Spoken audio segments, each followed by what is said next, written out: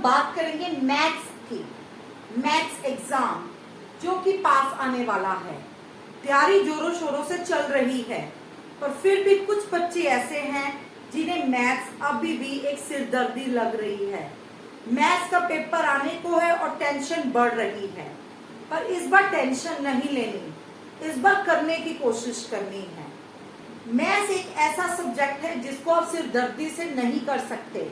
आप टेंशन ले लेके मैथ्स नहीं कर सकते। मैथ्स को एक इंटरेस्टिंग फॉर्म में कीजिए, एक ऐसी फॉर्म में कीजिए जैसे हम सोचते हैं कि हमने उस पहाड़ को पार करना है, हमने उस रिवर को पार करना है, उसी तरह मैथ्स को भी लेकर चलिए कि हमने मैथ्स के सम्स को भी सॉल्व करके दिखाना है।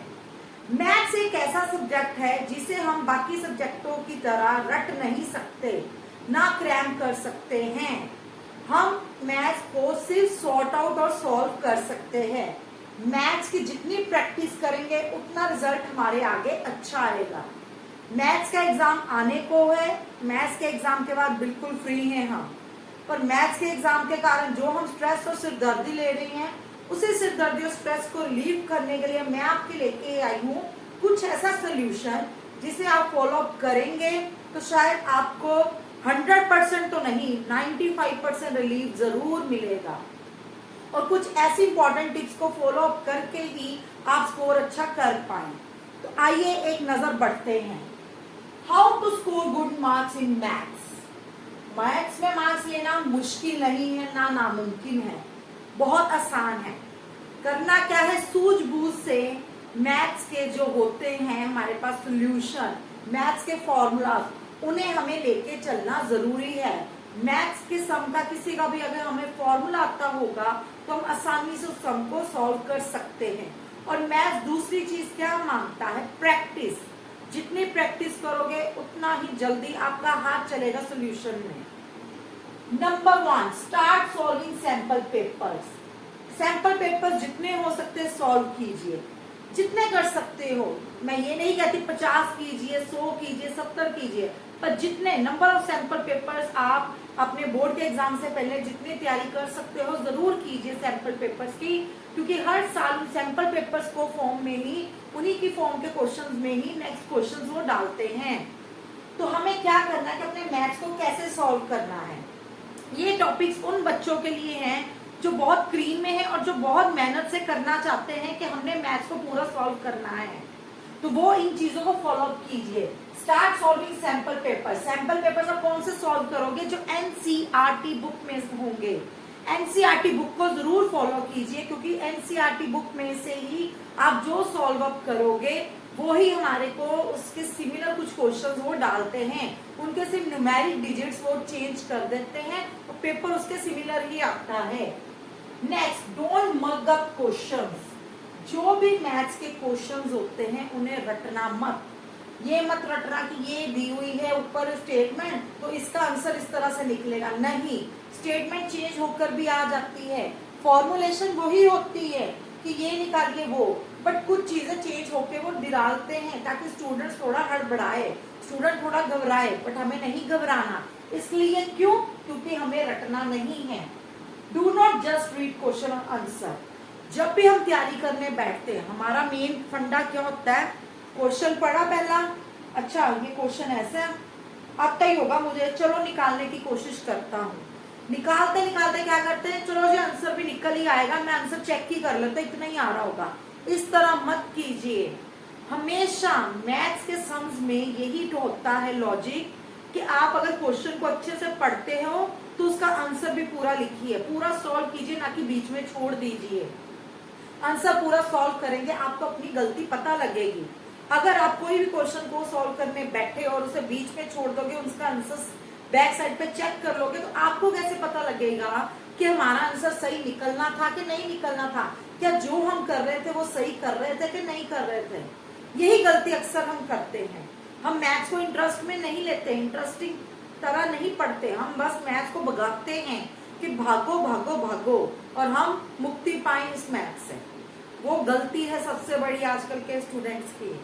मैथ्स को समझो, क्वेश्चन को पूरा सॉल्व करो, आंसर गलत होगा कोई बात नहीं, प्रैक्टिस करो, दोबारा कोशिश करो आंसर को सॉल्व करने की। क्या गलती हुई है, कहाँ गलती हुई है, इस तरह करोगे तो ही कुछ अचीव कर सकते हो। नेक्स्ट जो सबसे इंपॉर्टेंट है, how to start solving question.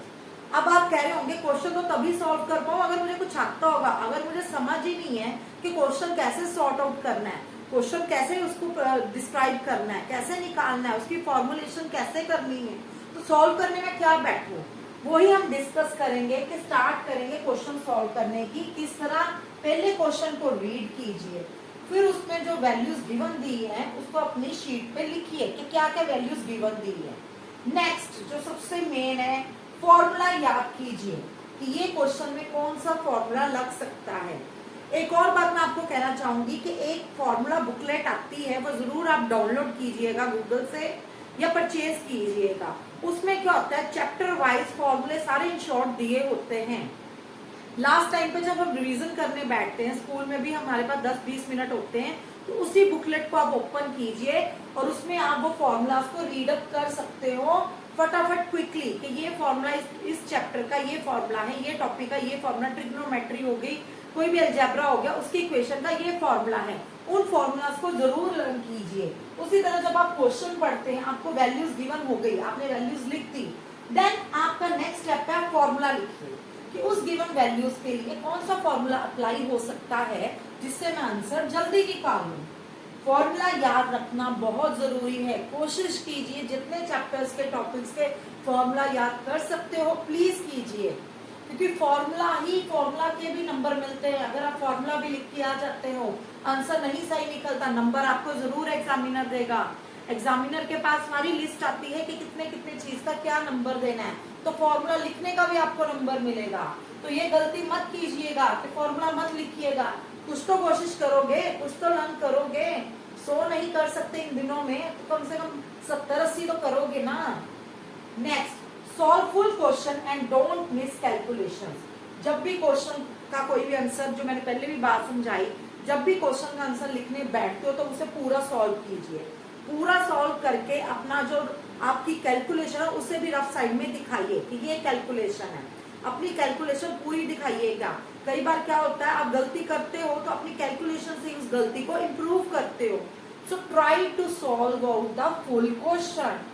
कभी भी अधूरा मत छोड़िए। रोटी खाते हैं ना, पूरी खानी है ना। मम्मा ने क्या कहा है, हमेशा जितनी प्लेट में रोटी पूरी खानी है, वेस्ट नहीं करनी। उसी तरह जो काम लाइफ में शुरू किया, चाहे वो एक क्वेश्चन ही है, पूरा कीजिए, अधूरा मत छोड़िए। गलत होगा, सीखेंगे। अगर छोड़ ही दिया तो सीखेंगे क्या। अक्सर हम अपनी गलतियों से सीखते हैं, तो गलती करेंगे सीखेंगे, पर अगर हमें आता ही होगा तो हम सीख चुके, हम जीत चुके। तो इसलिए पूरा कीजिए। Next main, how to revise maths. Maths को किस तरह रिवाइज किया जाए। अब हम तैयारी तो करने बैठे हैं तो रिवीजन भी तो बहुत जरूरी है।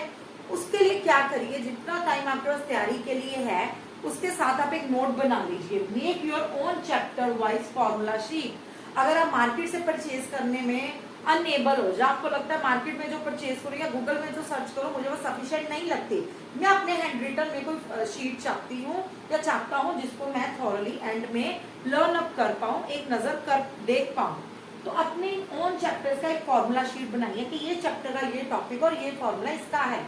तो मैं इसको क्विकली रिवाइज करूं और लर्न करके फटाफट क्वेश्चन निकाल लूं। Next, practice question papers.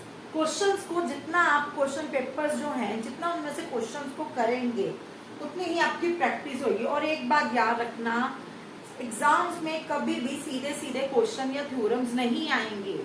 आप ये मत सोचना सीधा उन्होंने लिखा होगा explain this theorem, no never. कभी भी ऐसा ही लिखा होगा पाइथागोरस थ्योरम को एक्सप्लेन कीजिए, नहीं, वो पुराना सिलेबस था। बट जो आज के टाइम पे सिलेबस चल रहा है वो आपको प्रूफ या न्यूमेरिकल कुछ इस तरह की फॉर्म में देंगे कि प्रूफ करो इस स्टेटमेंट को, इस न्यूमेरिकल को सॉल्व करके बताओ, उसमें फिर आप अपने फॉर्मूलाज लगाओगे। सो सीधे सीधे रट्टिफिकेशन मत करना, हमेशा अंडरस्टैंड करके करना कि अगर हमें स्टेटमेंट चेंज होकर न्यूमेरिक फॉर्म में या टू बी प्रूफ में आई तो हम कैसे उसको सॉल्व करेंगे। Next, resources to follow. कौन कौन सी चीजों को फॉलो करना चाहिए हमें अपने एग्जाम की तैयारी के लिए। नंबर 1, एनसीईआरटी बुक तो मस्ट है। वो तो मैं आपको पहले भी कह चुकी हूँ कि एनसीईआरटी बुक में से ही सॉल्व कीजिए। एनसीईआरटी बुक में से बहुत ज्यादा क्वेश्चन, बहुत number of syllabus cover up करते हैं वो। बोर्ड वाले जो हमारे होते हैं वो नंबर ऑफ सिलेबस अपना एनसीईआरटी बुक्स में से ही फॉलो अप करते हैं।